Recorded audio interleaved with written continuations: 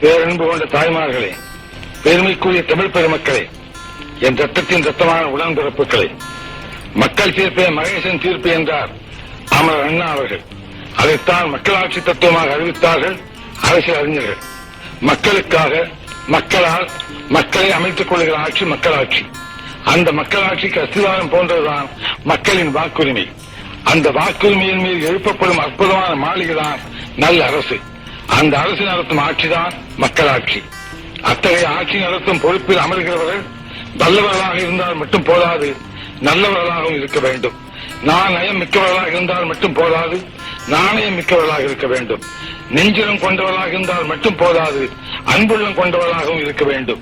மக்கள் மீது அதிகாரம் செலுத்துபவர்களாக மட்டும் அமையக்கூடாது, ஆதரவு காட்டுபவர்களாகவும் விளங்க வேண்டும்.